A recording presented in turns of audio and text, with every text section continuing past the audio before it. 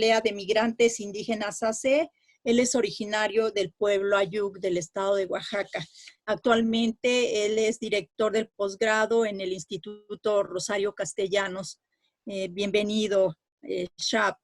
Y también aquí ofrece el doctor Enrique Francisco Antonio una disculpa. Tuvo algunos problemas para poder estar participando. Sin embargo, él mandó un escrito con algunas reflexiones que me gustaría, si ustedes me lo permiten, leerlas al término de la presentación de cada uno de los invitados.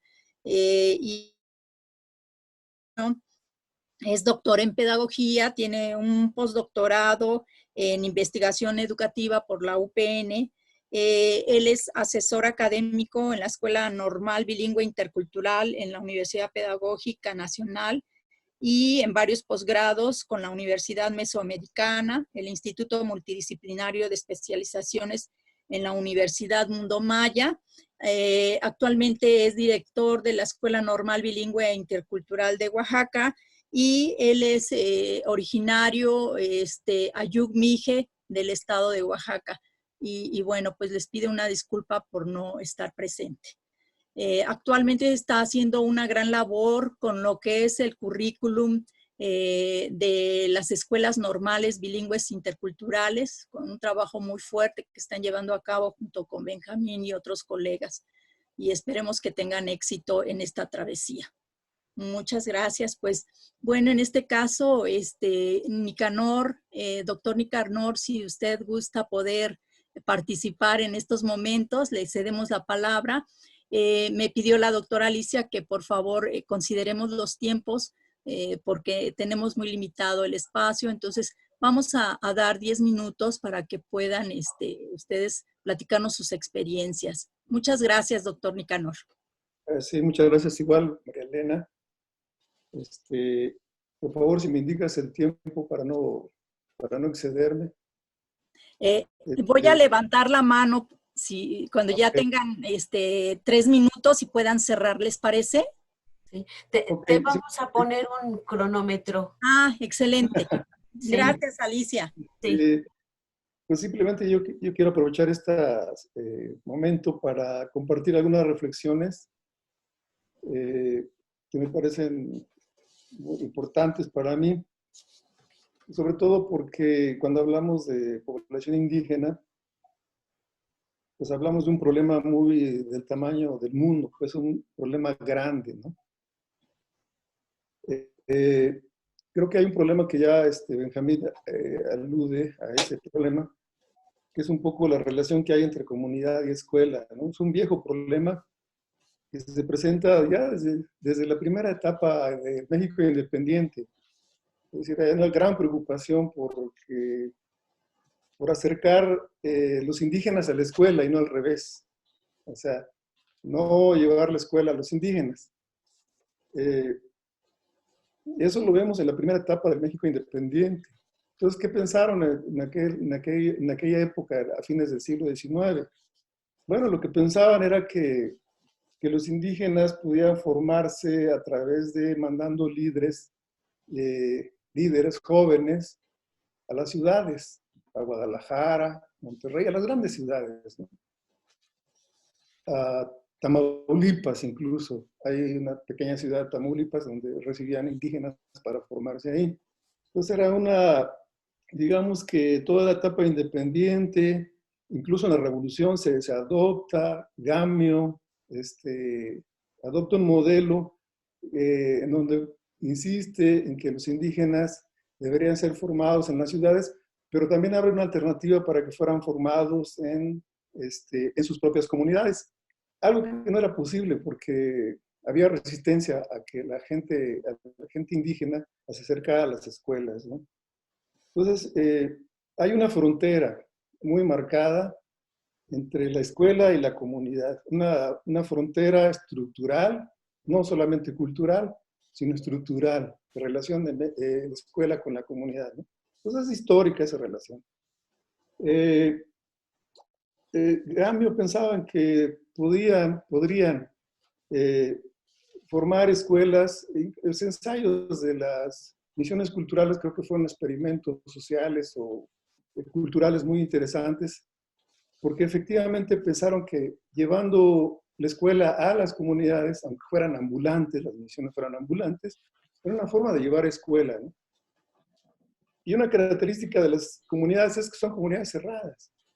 O sea, ya muy tardíamente, después de la revolución, el proyecto Tarasco que impulsó Moisés Sáenz fue un ejemplo de cómo podría modelarse una comunidad indígena que atrayera, que trajese la presencia de la escuela y poder revolucionar a la comunidad indígena, ¿no? Pero eso era un poco, poco probable, porque había condiciones, no había condiciones para ello. Y era bajo un modelo en donde pues, era un modelo compulsivo, de meter la escuela directamente, la castellanización directamente, enseñanza de español directo, en fin. Entonces había una tensión muy marcada entre escuela y comunidad, ¿no? Entonces yo creo que esto es un elemento que quería comentar y que ha sido difícil llevar la escuela a la comunidad. Y todavía lo sigue siendo, todavía en el siglo XXI, ya con la formación de universidades interculturales, de bachilleratos comunitarios en Oaxaca y otras alternativas, aún creo que estamos padeciendo este problema de las fronteras y este problema que lo quiero yo enunciar de otra manera, este problema de la segregación de las comunidades indígenas frente al conjunto, frente al resto de la población mexicana. Entonces, creo que tenemos que repensar ahora que tenemos o que estamos afrontando este problema de la pandemia, de repensar la escuela desde la comunidad. Es una tarea creo que está pendiente. Si bien las universidades interculturales, los bachilleratos, algunos programas, la misma escuela indígena, yo creo que tiene que reformularse, replantearse. Y el papel de los profesores creo que tienen que también repensarse, ¿no? Entonces, por un lado. Ahora, yo por otro lado, en la situación de pandemia, bueno, a partir de que se presenta, pues en realidad yo perdí contacto, tierra, pues. Mi trabajo es en el campo y no puedo hablar del campo si no estoy ahí. Sin embargo, estos medios me han dado la oportunidad de seguir conectado, o sea, mantener el contacto con los estudiantes, mantener el contacto con poblaciones, enterarme qué está pasando, cómo le hacen. Yo he visto, he tenido la oportunidad de conocer comunidades enteras encerradas, pues, confinadas, comunidades confinadas, circuladas por fronteras territoriales, por fronteras, realmente donde no puede entrar nadie. Alguien desconocido no puede entrar. Alguien incluso vecino no puede entrar. Pueblos encerrados, aldeados, pues, de alguna manera aldeados. Entonces hay experiencias de pueblos aldeados a partir del confinamiento, en donde todavía incluso permanecen aldeados, encerrados, sin poder salir, solamente sobreviviendo como lo hicieron mucho tiempo las comunidades encerradas, ¿no? Confinadas o segregadas. Entonces, es una magnífica experiencia. Yo no perdí oportunidad de compartir a través, no estando ahí, pero sí conectándome con ellos, ¿no? Entonces, realmente ha sido para mí una experiencia fuerte. Y en relación, bueno, con mis estudiantes indígenas, yo he trabajado con estudiantes indígenas desde hace ya poco más de 30 años. Entonces, yo estoy un poco conectado con ellos, ¿no? De alguna manera. Y ahora que se presenta la pandemia, pues sorpresivamente yo dije, no, pues no van a responder, o sea, si yo estoy confinado, pues ellos también, ¿no? Estamos desconectados. Pero finalmente había un vínculo ahí que eran los correos con los que empezamos a trabajar ahora, correos electrónicos, la comunicación, el Facebook. Manteníamos desde antes de la pandemia alguna comunicación con ellos, y eso pues, nos permitió tener relaciones fluidas, comunicación fluida, de manera que pudiéramos continuar trabajando, ¿no? Pero evidentemente que hay muchos, por ejemplo, el grupo que yo trabajé, el 30% de ellos vienen de fuera, de Oaxaca, de Chiapas, de Guerrero, de San Luis Potosí, en fin, de fuera. Y el otro resto son de la Ciudad de México. Y quienes teníamos garantía de que iban a estar presentes en sus clases o en la comunicación, digamos, comunicación sincrónica, pues iban a ser aquellos que tenían posibilidad de estar en la ciudad, tienen conexión, en fin, y ya. Entonces, pero finalmente me di cuenta también de que aparte de eso, tenemos un gran potencial que finalmente a veces no aprovechamos de nuestros estudiantes indígenas, que es un poco el asunto de la solidaridad, de la hermandad indígena, o sea, del compañerismo indígena. No es el mismo compañerismo que tenemos entre colegas, ¿no? Entre nosotros nos desgarramos nos desgarramos entre nosotros, y finalmente ellos tienen una lógica diferente de comportamiento, y eso para mí me impresionó la manera en cómo los grupos dijeron: nadie se va a quedar atrás en esto, todos vamos juntos. O sea, por favor, profesor, no nos evalúe con una varita, una estándar, ¿no?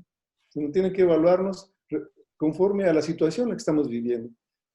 Entonces, sin embargo, muchos de sus compañeros se esmeraron. Yo les dije, bueno, hagan sus presentaciones. Lo que van a presentar en clase, ustedes prepárenlo, hagan un pequeño video. De verdad, maravillosos videos que hicieron, coloridos, de sus propias comunidades, utilizando un poco la raíz cultural que los caracteriza para poder explotar eso. Bueno, en fin, se me acabó el tiempo, pero quiero aprovechar para hacer un último comentario. Es un poco esta apuesta que ha hecho ahora el gobierno de llevar la educación básica a la televisión.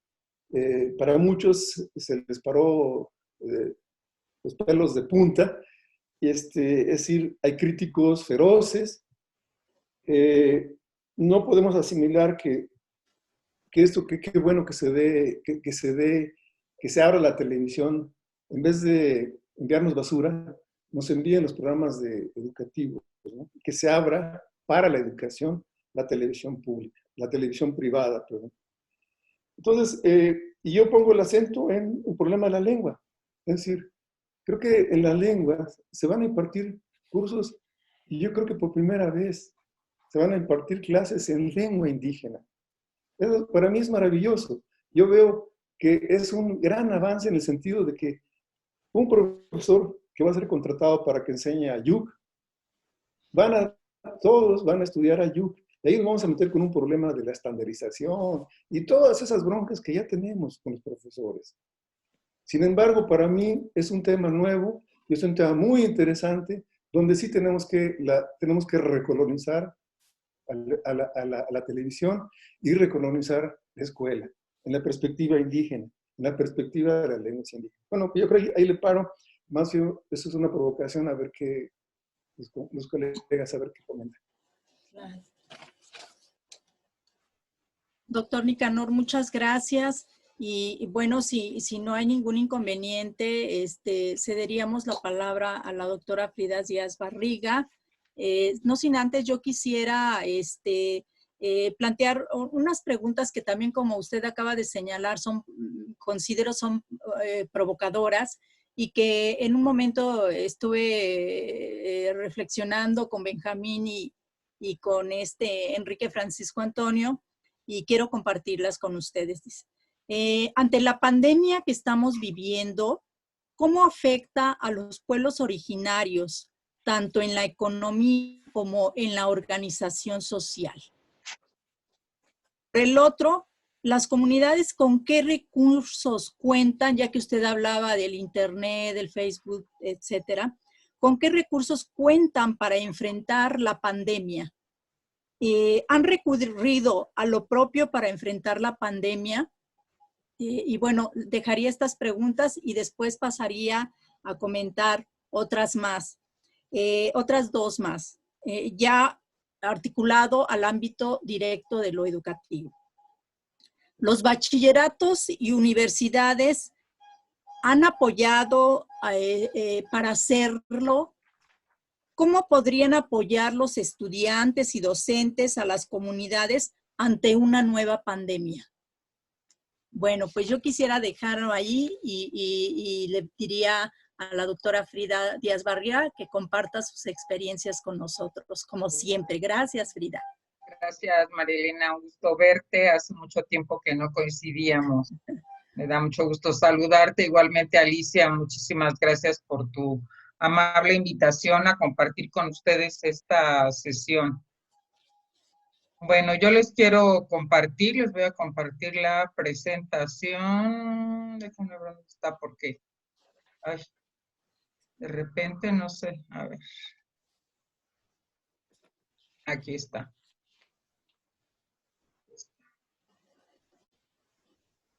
Ay.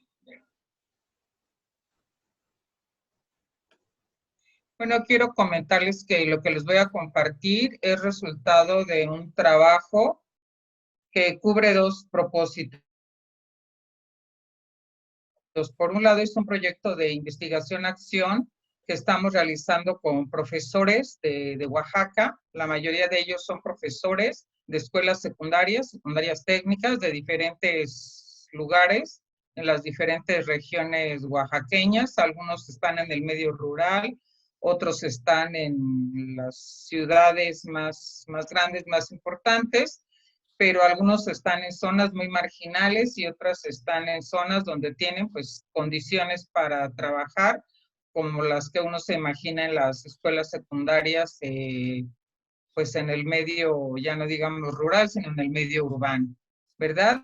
Iniciando lo de la pandemia, este es un trabajo que he estado realizando con un grupo de colegas con los que formamos un grupo que se llama Grupo de Investigación en Docencia, Diseño Educativo y Tecnologías, y ya habíamos tenido un acercamiento con los colegas de Oaxaca, precisamente con los colegas, déjenme mover esto un poquito para acá, que participan en lo que es el nivel de educación secundaria, sobre todo educación secundaria técnica. Nuestro contacto es ahí con el maestro Ramsés Barroso, que es mi estudiante de doctorado en el doctorado de Pedagogía de la UNAM, porque él es profesor de ese nivel educativo y además forma parte de la coordinadora nacional o logró el contacto con la coordinadora nacional de los trabajadores de la educación en Oaxaca, y gracias a ellos pues tuvimos la posibilidad de realizar varias acciones. La primera de ellas, que se realizó en el mes de mayo, me parece, espero que no me falle la cronología, fue aplicar una encuesta a los más profesores que pudiéramos encuestar para comprender cómo estaban viviendo la situación de la pandemia y cómo es que estaban afrontando desde el punto de vista de su tarea educativa esta situación con sus estudiantes y en sus comunidades. Posteriormente a los resultados de la encuesta, que ahorita les voy a compartir, los considero más significativos, como es poco tiempo, serán muy cortitos, muy poquitos, pero si les interesa, les hacemos llegar la encuesta ya en su versión más amplia.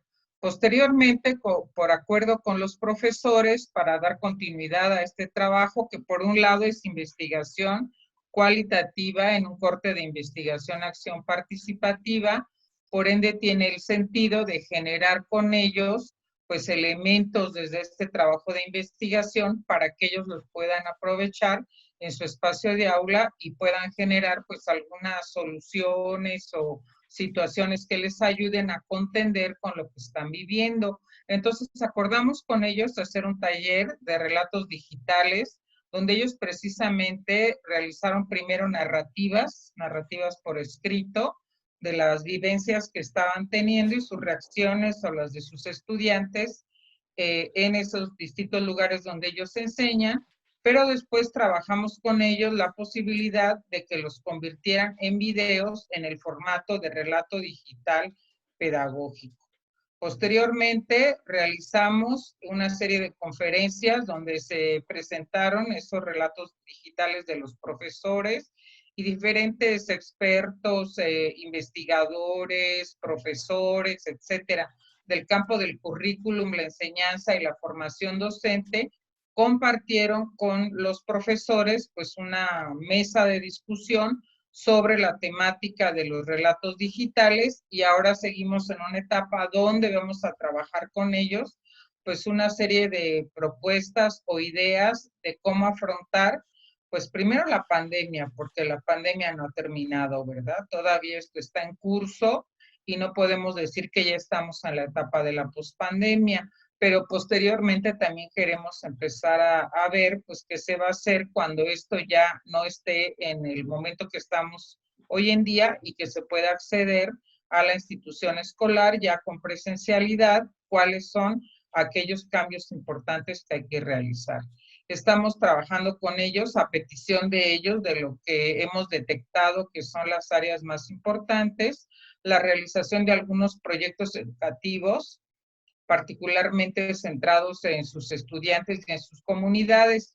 En esos talleres, fíjense que claro, sí aparece el tema de las tecnologías, y ahora con el anuncio de que se va a dar el proyecto que sigue de educación en casa 2 es utilizando la televisión y la radio, bueno, pues no solo abordaremos el tema de la educación digital, sino el tema de la educación en y para los medios, para poder ofrecer pues toda una serie de elementos de carácter psicopedagógico que les ayuden a ellos a aprovechar esas experiencias educativas, y en ese mismo sentido pues ver cómo fortalecer un apoyo tutorial para que tratemos de conformar con ellos una comunidad virtual desde la lógica que llamamos innovación disruptiva, que se las voy a comentar también un poquito más adelante.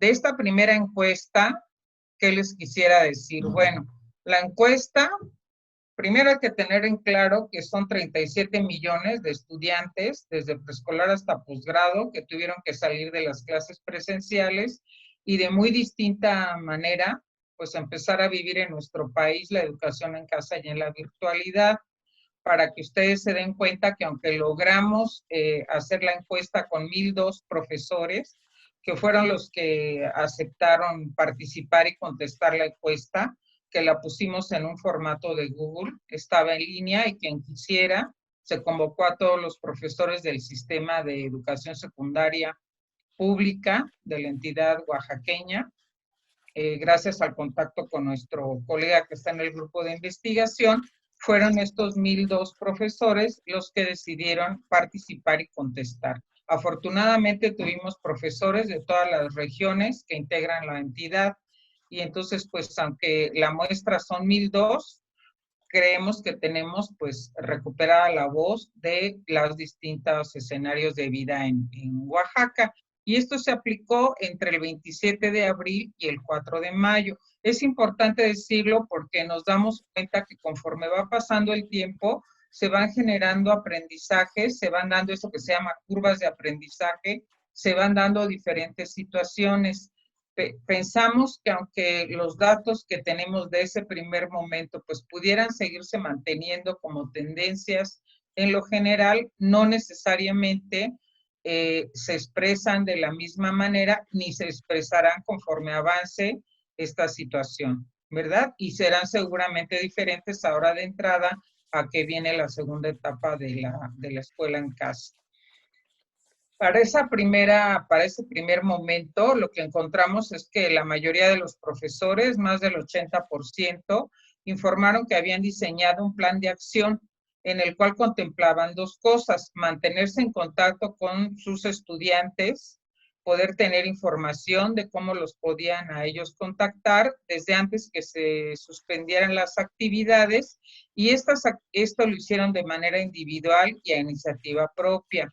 Esto es importante comentarlo porque la primera respuesta que ellos tuvieron ante la situación de la pandemia no fue una respuesta orquestada ni fue parte de un trabajo en la comunidad escolar, por ejemplo, ni en las redes donde los profesores suelen participar. Tampoco apoyado necesariamente por las autoridades educativas. Insistieron mucho que fue por iniciativa propia, así como el primer plan que diseñaron, el primer plan didáctico que diseñaron, primero con el sentido de dar continuidad al plan de estudios, que no se suspendiera el trabajo educativo con los chicos y que pudieran seguir estudiando los contenidos curriculares básicos del programa de estudios. ¿Qué sucedió después o qué encontraron? Conforme esta situación fue avanzando, se dieron cuenta que tenían condiciones bastante desfavorables en las comunidades para la implementación de propuestas de educación a distancia. Y por educación a distancia me refiero, claro, en primer lugar, el acceso a la red, el acceso al Internet. Incluso eso ya lo sabía el gobierno mexicano y la Secretaría de Educación, porque en las encuestas que se han venido haciendo en años previos, la misma encuesta de INEGI, pues plantea que más de la mitad de las familias no tienen en su casa acceso a la red, o este es un servicio eventual, o la calidad de la red a la que se accede es una calidad baja. Y además sabemos que esta situación es una situación pues que nos habla de inequidad socioeconómica, porque quienes no tienen acceso a red principalmente son personas pues que no tienen para pagar el servicio de Internet. En nuestro país el Internet se paga, es una de las tarifas más caras en América Latina, por cierto, y las personas no tienen acceso en casa o llegan a tener plan de datos para sus teléfonos celulares, pero limitados, y los utilizan para cuestiones pues realmente relevantes en su situación de cotidianidad. Entonces, los datos con los profesores de Oaxaca nos corroboraron lo que ya sabíamos de la encuesta de INEGI, que más de la mitad de ellos no tenían acceso a la red, y esto se repercutió en que más de la mitad de los profesores no pudieran mantenerse en contacto con sus estudiantes por situaciones de acceso desde la virtualidad. Eso ya es un dato para nosotros muy importante, porque nos damos cuenta que pues un número muy importante de jóvenes, en este caso estudiantes de secundaria, no pudieron ya mantener contacto con sus profesores, o al menos no por los accesos a distancia. Encontramos también que había comunidades donde efectivamente, como no se podían comunicar con los profesores, bueno, pues estuvieron tomando algunas de las clases que ya desde entonces, porque ahorita lo de que se va a transitar a la televisión y al radio, pues iba a ser ya en un nivel mucho más extenso, más amplio, pero ya desde un inicio esa actividad comenzó. Entonces, los que tenían acceso a radio o los que tenían acceso a televisión, bueno, en sus comunidades se trató de instaurar el apoyo. Pero también, y eso, bueno, lo pueden ver en la encuesta, no recuerdo el dato exacto, pero era un número también importante de comunidades que no tenían acceso a ninguna de estas formas de comunicación y por ende a ninguna de las modalidades de educación a distancia. Cuando podían acceder desde la virtualidad, en este orden que les comento aquí, eran los medios con los que se conectaban con sus estudiantes, principalmente WhatsApp, en segundo lugar a través de correos electrónicos y en tercer lugar a través de Facebook. Facebook, cuando en realidad ya los maestros tenían esa capacidad habilitada desde que estaban en la actividad presencial. Eso fue otra cosa que nos dimos cuenta, aunque para la mayoría fue reportar que eran cuestiones inéditas en el uso de la enseñanza. Algunos de ellos, los que fueron más asiduos a su uso, ya venían utilizando estas redes sociales desde antes con fines tanto pues sociales para ellos en su vida personal, pero después los llevaron a fines educativos. De muy distintas maneras, el comentario de los profesores es: los alumnos no saben usar las TIC y no las tienen. Como que un comentario que abarca lo que nos comentaron la manera de ellos.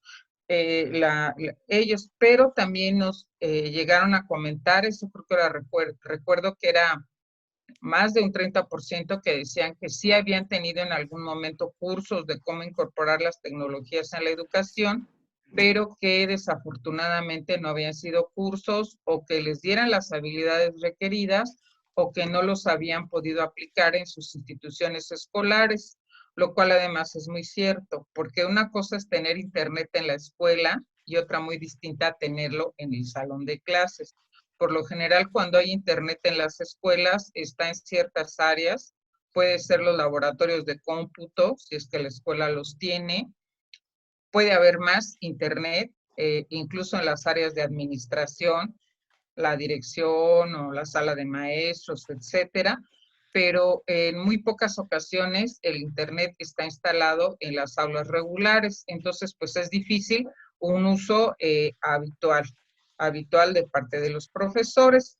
Pero lo que más nos llamó la atención en la encuesta, cuando se les preguntó cuál era la principal preocupación que ellos encontraban en la pandemia, en lo que estamos viviendo, pues su principal preocupación fue la salud y la situación socioemocional de los alumnos. De hecho, nos dijeron que conforme esto inició, pensaron que pasaba a segundo término, pues el cumplimiento del programa de estudios y la preocupación inicial con la que habían comenzado en el confinamiento, que era pues cumplir los contenidos, los programas, etcétera. E incluso empezaron a hacer toda una serie de críticas al currículo escolar y a su propia carencia de formación, por un lado en el tema de las tecnologías, pero por otro lado en el tema de cómo apoyar la situación socioemocional o las cuestiones que estaban viviendo sus estudiantes o sus comunidades educativas, o cómo hacer planeaciones educativas para cuando estamos en contextos de emergencia y no podemos seguir en lo que se llama, pues ahora se llama la vieja normalidad, ¿verdad? Entonces, todo eso fueron cuestiones que ellos lograron externar y desde nuestro punto de vista, dada la dinámica con la que hemos venido trabajando con ellos, pues tomamos una serie de decisiones respecto a qué podíamos hacer, tanto para profundizar más esta situación, como para apoyarles a generar precisamente pues una serie de experiencias educativas, otro tipo de respuestas pertinentes en función de su contexto. Creo que las dos cosas que más surgieron, como las fortalezas, me atrevo a decir, en estos grupos o en estos profesores, pues son el tema de la solidaridad. Efectivamente, las personas son muy solidarias, siempre están pensando en el nosotros, siempre tienen como eje de trabajo la comunidad, aunque no necesariamente cuando inicia la pandemia lograron siempre organizarse desde el punto de vista del colectivo, al menos en un primer momento es lo que nos comentan los profesores. Y también otro tema completamente vivo en lo que los maestros nos dicen, pues es el tema de la justicia curricular. Probablemente ellos no le ponían esa etiqueta se la ponemos nosotros desde el campo del currículum, porque pues así es que se está desarrollando todo un discurso educativo que va en contra, primero de entrada, o por lo menos es muy crítico a todo el discurso neoliberal y economicista con el que hemos querido pues transformar o innovar las instituciones educativas, por lo menos desde los años 90 del siglo pasado. La idea de justicia curricular pues va más bien en la dirección de qué podemos hacer para pues repensar el currículum y la educación desde otra manera, poniendo por delante pues los principios de una educación más inclusiva, con mayor justicia social, basada en lo colaborativo, etcétera, ¿verdad? Y donde el eje sea la formación de las personas y un mayor bienestar mucho más equitativo e igualitario que solo impulsar procesos económicos. Aquí lo que les quise compartir pues es uno de los relatos que los profesores empezaron a generar con nosotros en las primeras sesiones de trabajo, en las jornadas que empezamos a tener con ellos a través de Zoom, ¿verdad? Esto se los quiero comentar y poner en particular, porque si ustedes se fijan, aquí lo que nos están reportando es que los profesores aún no teniendo, donde no hay conectividad, de todas maneras muchos profesores no se quedaron con las manos cruzadas. La mitad de ellos probablemente perdieron contacto con sus alumnos, pero otros buscaron la manera de contactarse con ellos, ¿verdad? No se lo leo en detalle porque creo que no me dará tiempo, pero efectivamente, como ustedes decían, como decía el profesor que me precedió, la mayoría de los pueblos cerraron los accesos a personas ajenas a los pueblos, las entradas incluso a la misma comunidad estaban vedadas a quien no fuera de ahí, hicieron cortes para la circulación y también había muchos maestros que ya no podían entrar, ir y venir a las distintas comunidades donde enseñaban, ¿verdad? Pero aquí nos ponen dos ejemplos de cómo las personas, particularmente las madres de familia, creo que eso es algo que atraviesa muchas de las narrativas que nos dan de las comunidades, pues son las que se constituyen en una especie de vínculo o el emisario o esa red de apoyo para tratar de ver cómo se contacta con los profesores. Aquí es un relato de una madre que tiene que ir a vender sus verduras a Oaxaca capital, y se contacta con la profesora del grupo. Creo que era una escuela unitaria, por lo que recuerdo, porque esta maestra le daba todo lo que tenían que trabajar los niños de los diferentes grados escolares, y ella era la que organizó a las madres para que se pusieran de acuerdo y sus hijos pudieran trabajar, ¿verdad? De hecho, ese es un pueblo donde incluso no hay señal, según nos relata.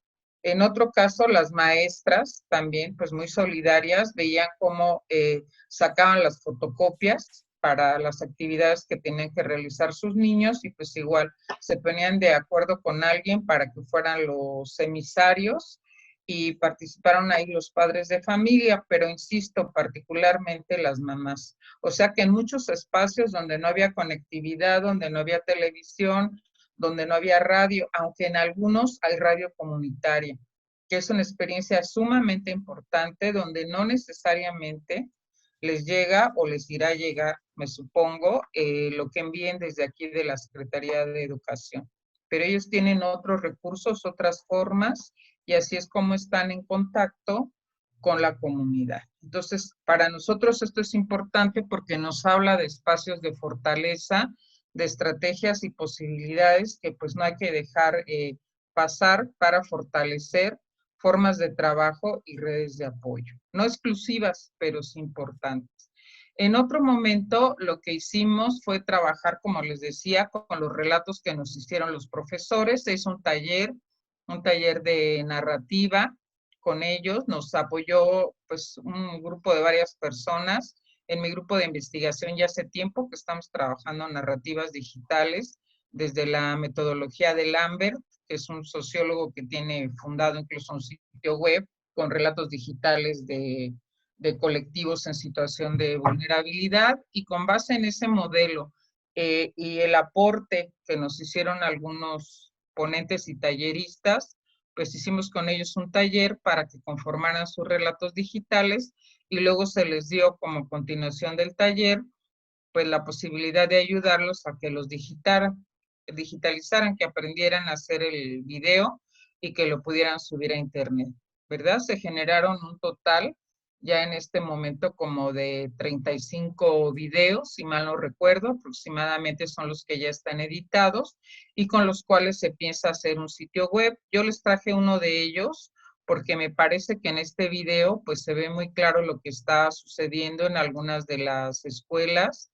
Esta es el relato de una profesora de preescolar y lo que ella nos está diciendo de la vivencia y de lo que encuentra en sus niños. Siento que ese es el tipo de cosas que se debería de tomar en cuenta a nivel no solo local, sino a nivel en sí mismo de la Secretaría de Educación Pública, para poder entender desde la diversidad cuáles son las políticas, estrategias, materiales y apoyos educativos que hay que vehicular. Entonces, si me permite, vamos a ver este video. Todos son cortititos, ¿eh? La idea de los relatos digitales es que todos son relatos que no duran más allá de 5 o 7 minutos, y son relatos donde pues se tiene que plasmar la vivencia, la experiencia, la emocionalidad, y asegurar que en el video hay un arco, el arco de una narrativa. Se los paso aquí. bueno, me dirán por qué una maestra de preescolar, si el taller era para maestros de secundaria, sí, pero fíjense que después empezaron a escribir profesores de tanto primaria como profesores de nivel preescolar y bueno, pues le dijimos que sí, adelante y participaron. Y lo escogí porque creo que aquí aparecen muchas voces que aparecieron en otros relatos.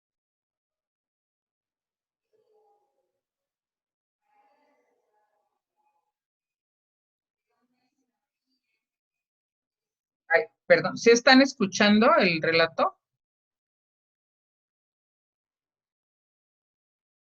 No, no se escucha. No, pero, espérenme tantito, entonces ya. Aquí hay un truquito. Pero sí nos llegó el aroma del guiso. Sí. Bueno, sí, no, yo también ya quiero. No, espérenme tantito. Aquí el problema que esto tiene es que hay que mandar el sonido de la computadora con el video, no en automático.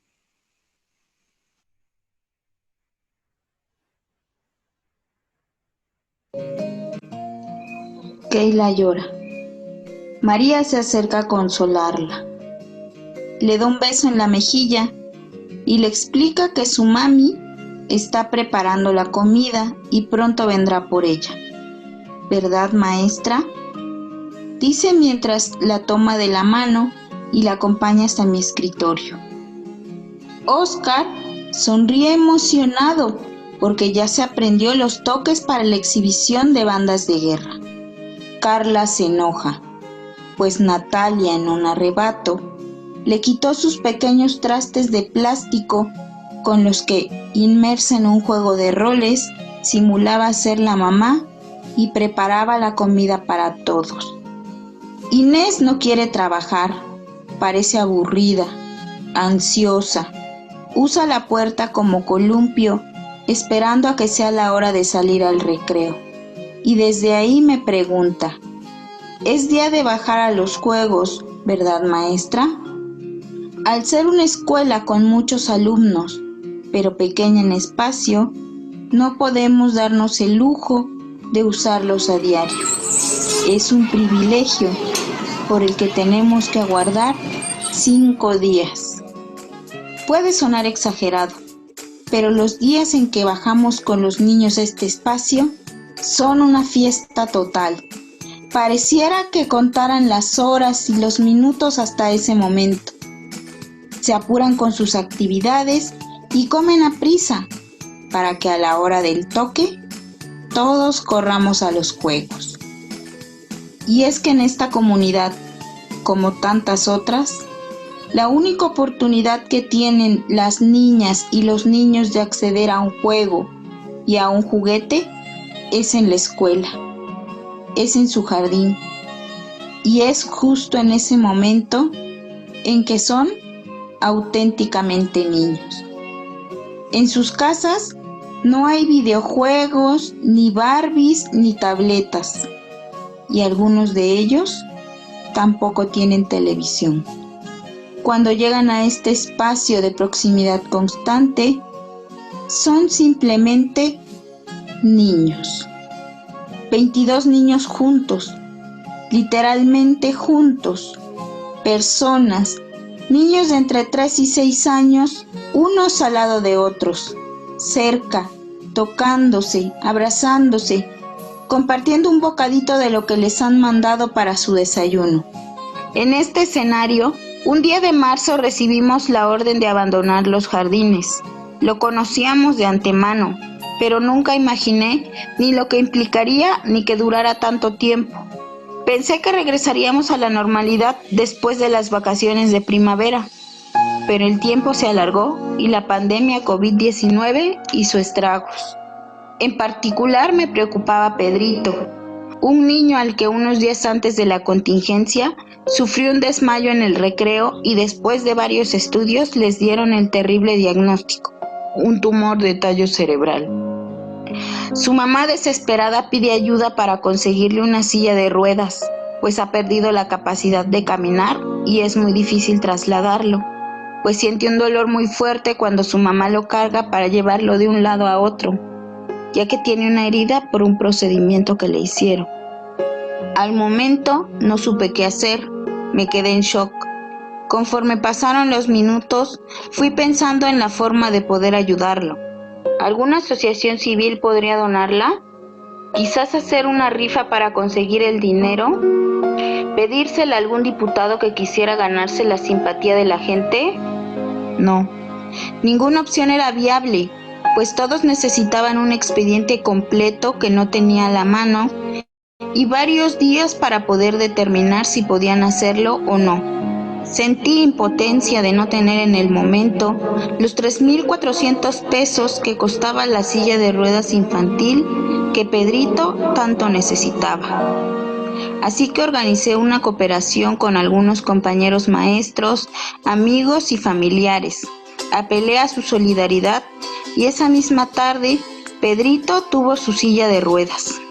Hoy, ciertamente la incertidumbre asalta mi mente. Imagino el retorno a mi jardín y emociones encontradas me invaden. Lunes, 4 a.m. Despertarme, bañarme y desayunar rápido. Apresurar a mi padre para que me lleve a la Suburban. Mi madre tendrá listo el kit de prevención que incluye cubrebocas, careta, guantes, alcohol gel y su bendición para que el bicho no me toque.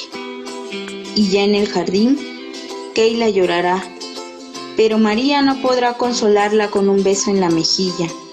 Y yo, con cubrebocas de por medio, ocultando mi expresión de dulzura fingida, les pediré que no se aproximen tanto al escritorio, que a partir de ahora se habrá convertido en una barrera.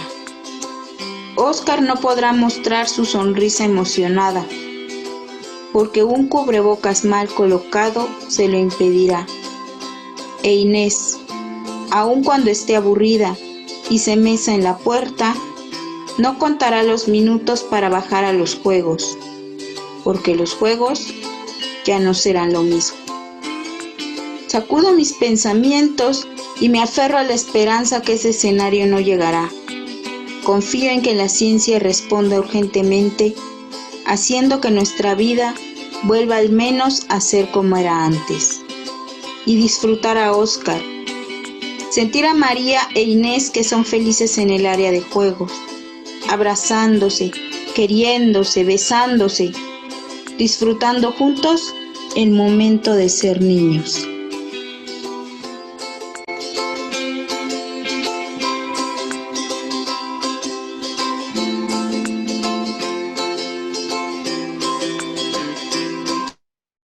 Bueno, pues este es uno de los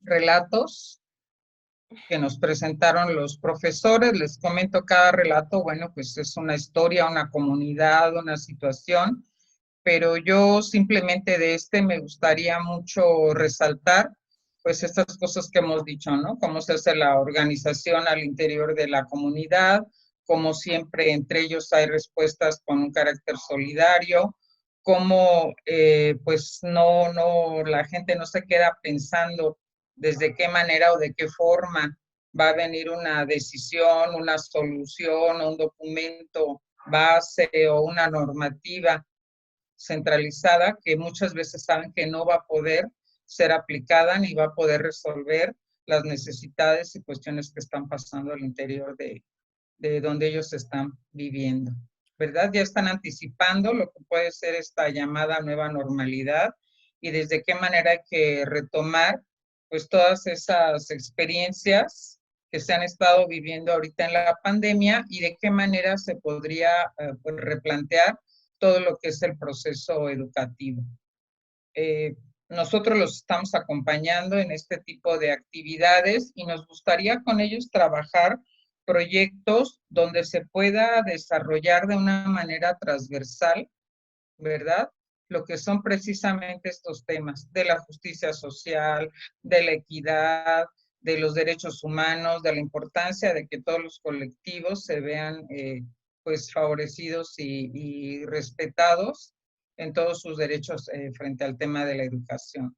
De hecho, no sé si ustedes lo conozcan, pero a mí me parece que es un ejemplo de buena práctica que son de los ejemplos con los que vamos a trabajar con ellos, como ejemplos para tratar de resignificar el currículo escolar que están llevando en las escuelas, entre otros, ¿verdad? No es el único. El proyecto de Quipatla, que no es un proyecto Buenas noches. necesariamente...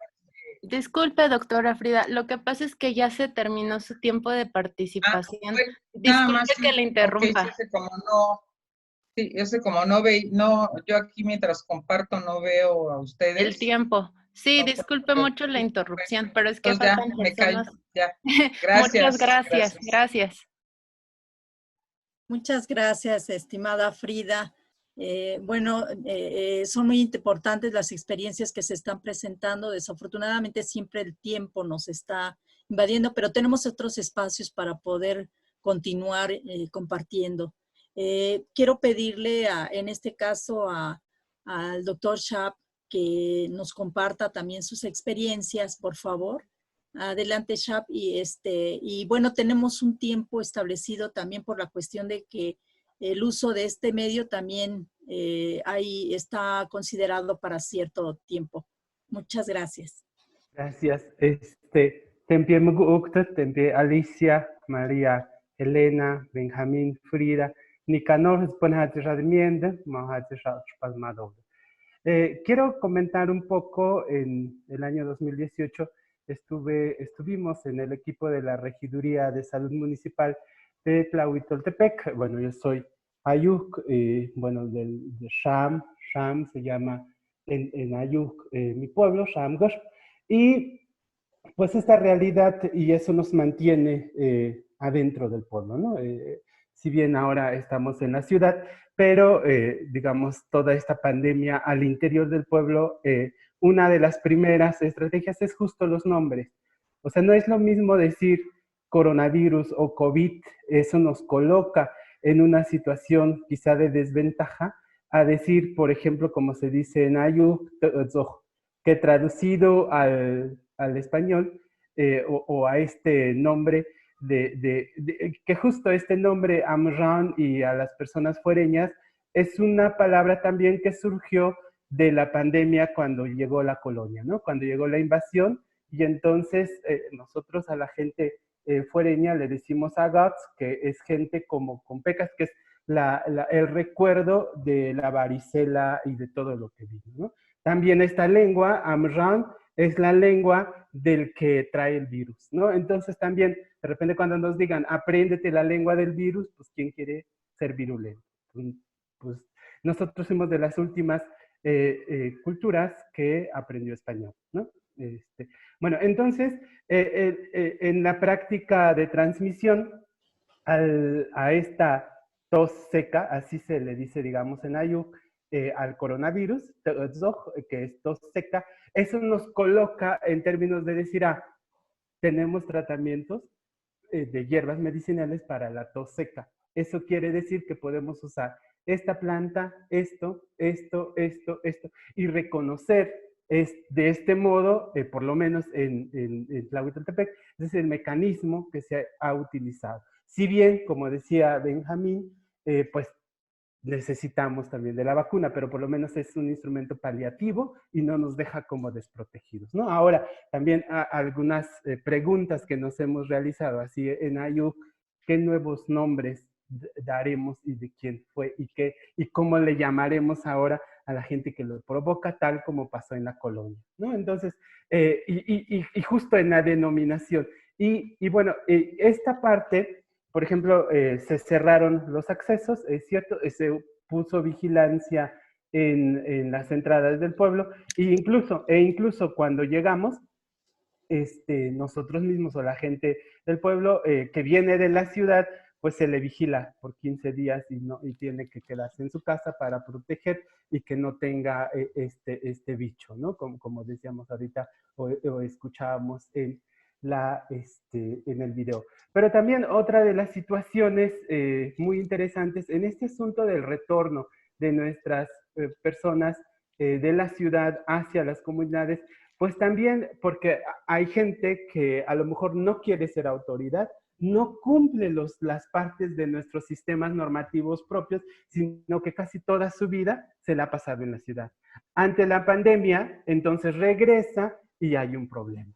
Porque entonces yo soy el primero, oye, ya fui autoridad, un año sin sueldo, un año sin esto, y tú bien fregón, ok, ¿no? Entonces hay cuestiones de terrenos, ¿no? También por las herencias, entonces también es un cuestionamiento también a la gente que retorna por decirle, pues es que, oye, no has dado esto, no has hecho aquello, no has hecho lo otro, y cuando sucede algo que ya no te funciona en la ciudad, entonces vienes, pues mejor quédate ahí y enfréntalo, ¿no? O sea, son situaciones muy complicadas, por supuesto, y es como este rompimiento, no tanto como de comunidades cerradas, pero es este rompimiento de los sistemas normativos que nos rigen en la vida comunitaria, ¿no? Esa es como una situación muy palpable.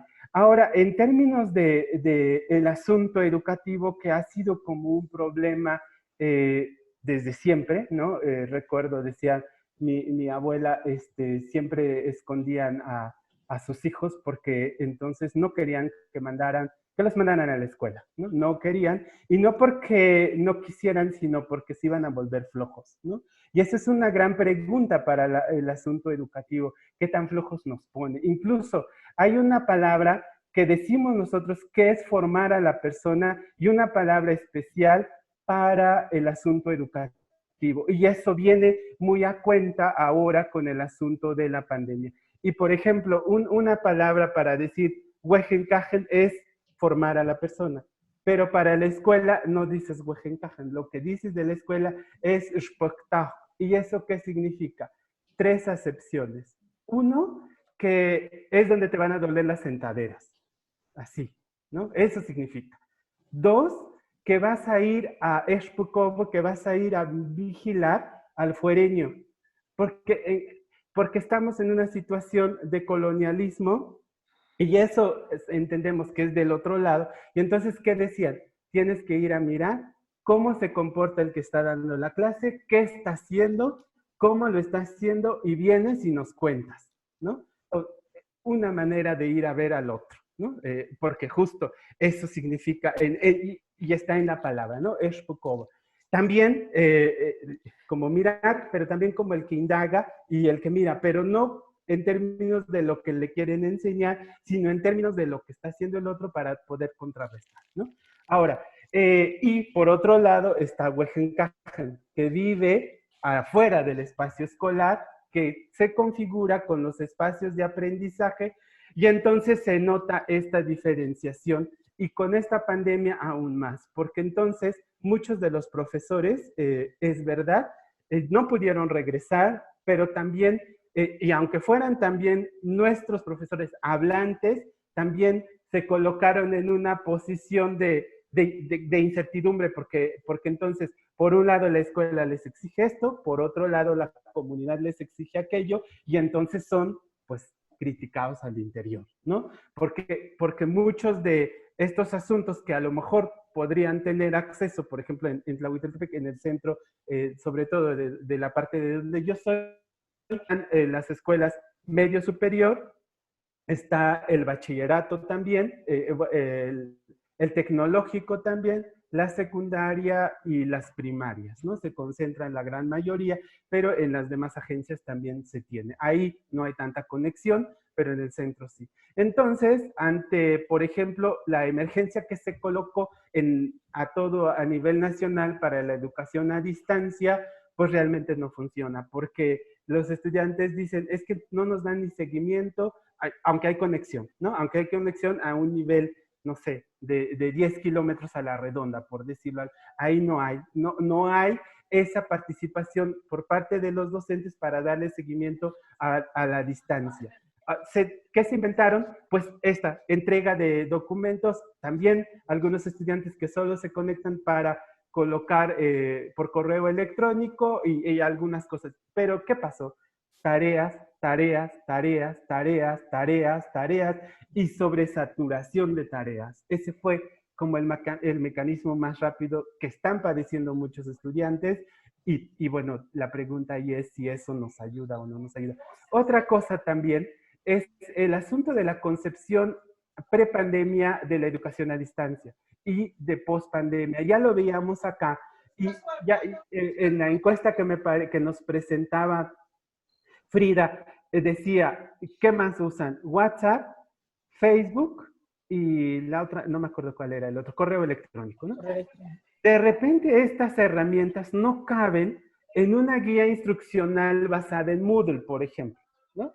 ¿Qué tanto es que las escuelas, las instituciones, esta educación a distancia está dispuesta a cambiar, ¿no? Porque sí nos enfrenta a un sentido más de acompañamiento que a un sentido despersonalizado, porque incluso la educación a distancia que ya venía trabajando, o estas universidades a distancia, o estos baches, también están teniendo problemas. No tendrían que tener un problema, no tendrían que tener una deserción, en caso donde haya conexión, pero la realidad es que también sufren este asunto porque está muy despersonalizado, porque provoca que la gente no sea acompañado en su salud, en la emocionalidad, y ahí es donde nos coloca en este asunto.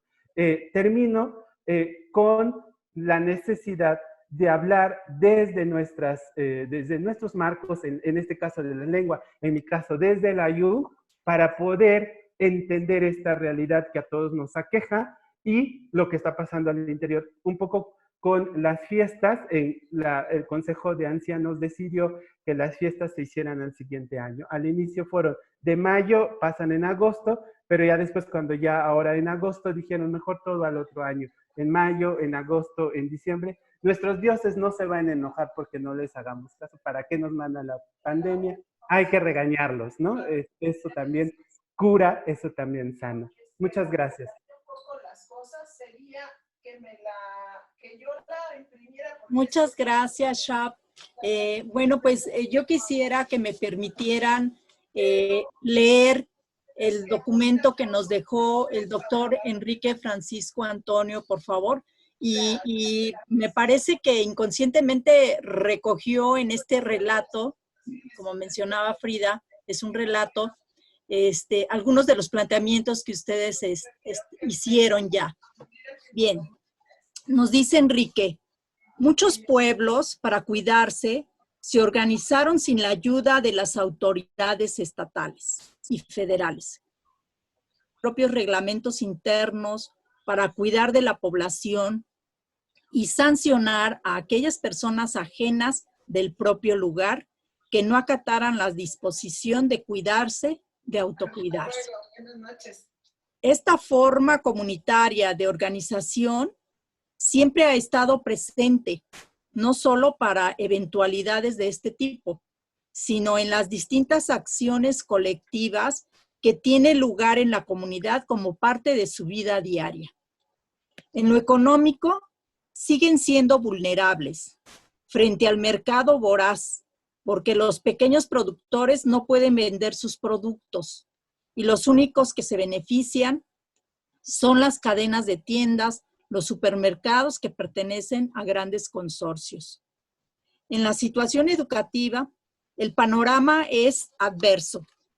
La población en edad escolar no tiene las mismas condiciones que los niños o jóvenes que viven y estudian en las zonas urbanas.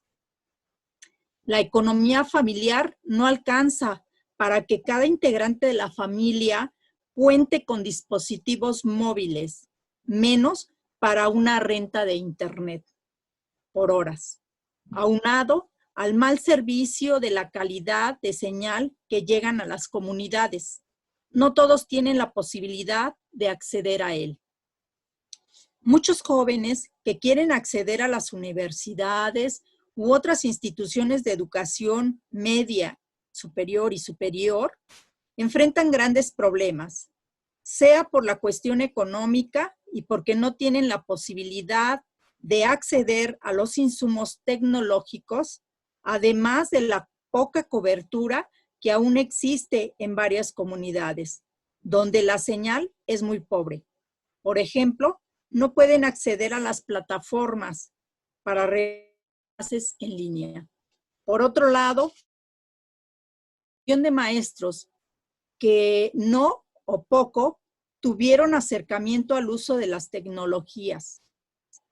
Les está costando para poder desarrollar las clases en línea. En el mejor de los casos, lo hacen a través de mensajes de texto. Para los jóvenes indígenas que quieren acceder al sistema de educación media, influyen varios factores, entre ellos la economía familiar para poder comprar los insumos necesarios para recibir las clases a distancia, el lugar geográfico y la mala calidad de la señal del Internet. Algunos retos frente a esta situación actual que estamos padeciendo son: hace falta formación continua de los docentes de educación básica y de los formadores de docentes para el manejo de medios masivos de comunicación, en particular el uso de las plataformas digitales. La sensibilidad de las autoridades de tasar de manera homogénea las necesidades de cada contexto particular. No hay una estrategia de conjunto, en el caso de las normales, para crear una nueva forma de hacer la planeación educativa frente a la nueva normalidad que inicia en este nuevo ciclo escolar. No se puede hacer una educación parcializada por cursos y materias, por las condiciones de distancia y acceso al servicio de Internet. Hoy se tiene que plantear una nueva modalidad de trabajo pedagógico y didáctico, donde se desarrollen proyectos didácticos de manera integral y se aprovechen los contextos donde se encuentran nuestros alumnos en formación inicial. Es decir, el punto de partida para una nueva forma de acompañamiento pedagógico tiene que ser los contextos comunitarios del mundo de vida de los alumnos. Espero que estas modestas reflexiones puedan de servir de algo para nuestro hacer académico cotidiano. Les mando un fuerte abrazo. Enrique Francisco Antonio. Bueno, pues son las reflexiones que nos compartió en un relato Enrique, que ha estado trabajando intensamente por la lucha de un currículum propio que se construya desde las bases y sigue trabajando, sigue luchando en esto.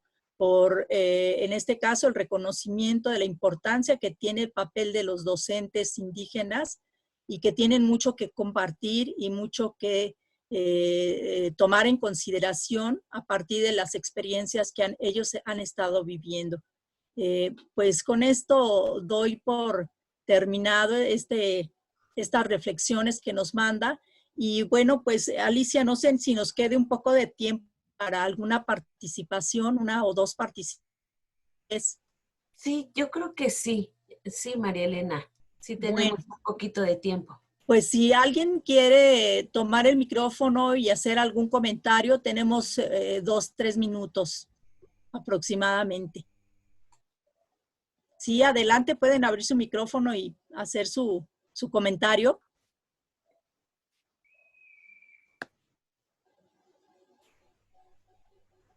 Bueno, como veo que nadie quiere, no sé si yo. Sí, Nica, no, cómo no, con todo gusto. Bueno, miren, yo la verdad, ahorita que estaba escuchando, sobre todo este interés por saber si los niños quieren regresar o no a la escuela, o cómo quieren regresar más bien, o si extrañan la escuela. Yo creo que sería interesantísimo saber si los niños en verdad quieren regresar a la escuela, a este espacio, el espacio físico de la escuela, el aula, dado que tenemos la idea que el aula pues es un aula estereotipada, ¿no? Entonces, si ellos realmente quieren, a lo mejor nos vamos a encontrar con la sorpresa que tal vez en la ciudad sí los niños quieran regresar a la escuela porque están en condiciones en sus hogares de hacinamiento, ¿no?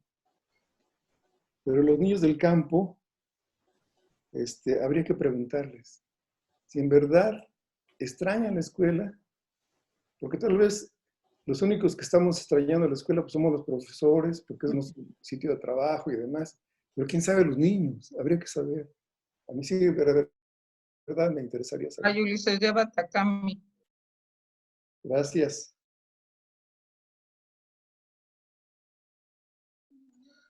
Yo quiero hacer mi comentario, María Elena, porque me Claro tengo que ir que a mi sí, clase. Frida, adelante, por favor. Pues mira, simplemente pensar que así como esto ha sido una situación muy compleja, también tenemos que verla como esta posibilidad de pues hacer un alto en el camino y generar procesos de cambio, pero procesos de cambio de fondo.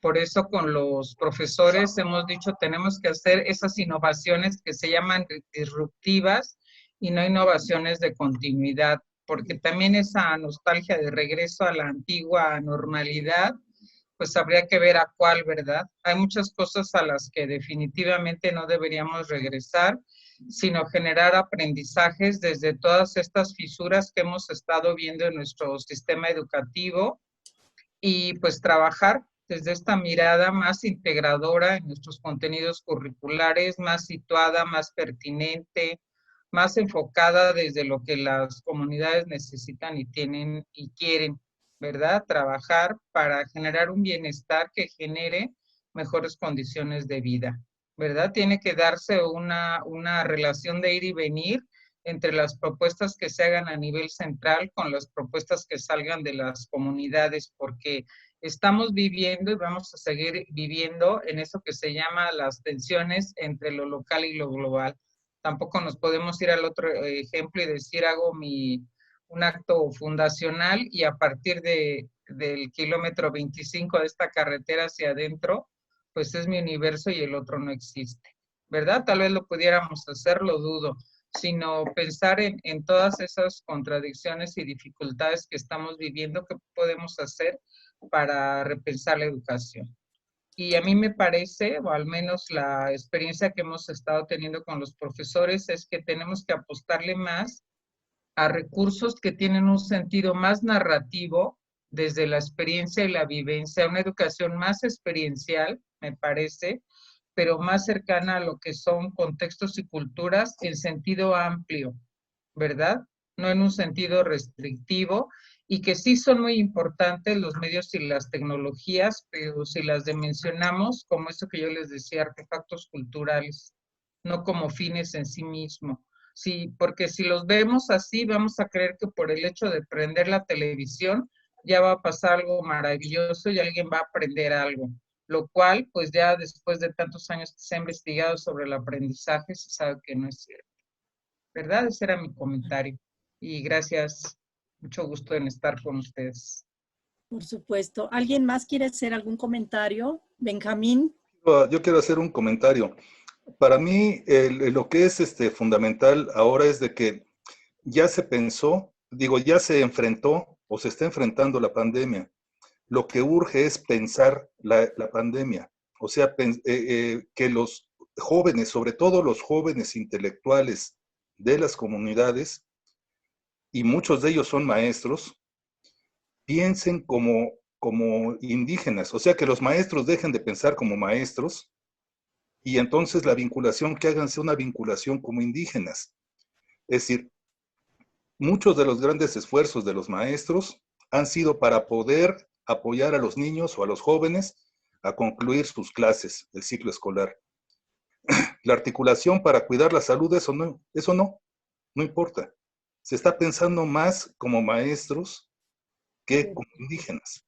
Entonces, así el futuro va a estar hacia un lado que no es el más positivo, que es bueno. Yo creo, obviamente es muy, muy bueno eso que se hace, pero no es suficiente. Viendo desde Oaxaca, eso no es suficiente. Desde Oaxaca se tiene que estar pensando en una vinculación de los muchos jóvenes que están saliendo de, como quiera que sea, de bachilleratos. Cuando yo critico a los bachilleratos, a los 50 BIC que hay en Oaxaca, o a los más de 100 telebachilleratos comunitarios que hay, no quiere decir que ninguno sirva.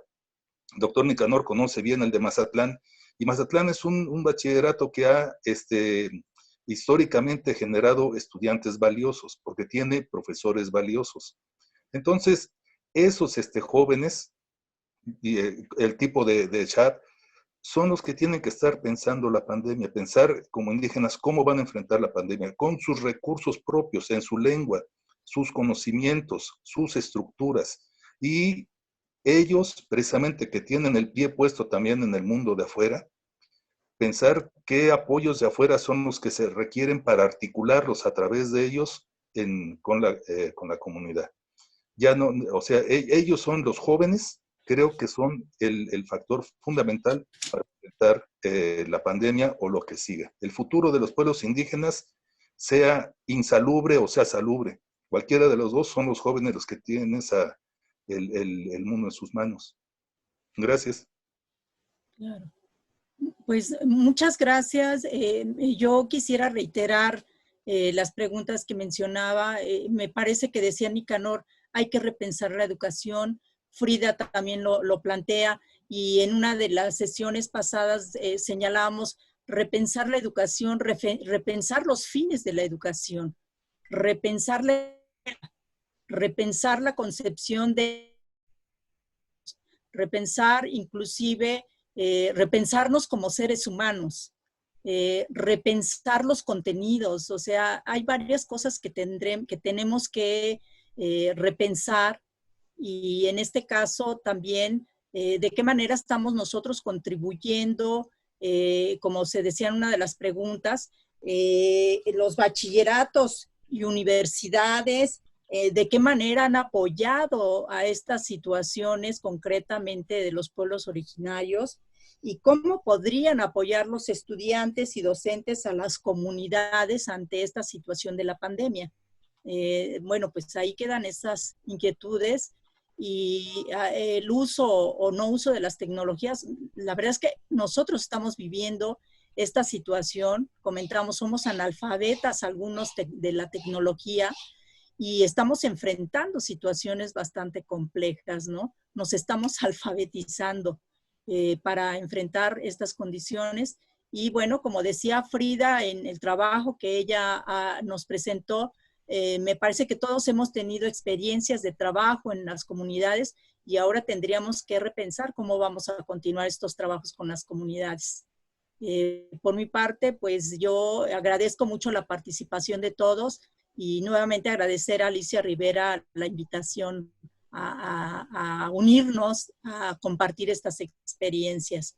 Muchas gracias, Alicia. No sé si tengas algo que comentar. No, solamente agradecerles que hayan estado aquí, sus experiencias. Yo creo que todo esto que estamos aportando acá nos lleva así efectivamente a repensar lo que estamos haciendo y hacia dónde podemos dirigir la educación. No sé si desde el currículum, desde nuestra práctica pedagógica, en fin, yo creo que es muy rico todo esto que nos han compartido el día de hoy, y yo solamente quiero agradecerles, doctora María Elena, muchas gracias, Rosaura, Benjamín, Nicanor, muchas gracias por tu moderación y participación, y doctor Shap, no, muy encantada de conocerlos todos, y muchas gracias a Ángeles, Blanca y a todos los que nos acompañan en esta nochecita. Bueno, pues que pasen buenas noches.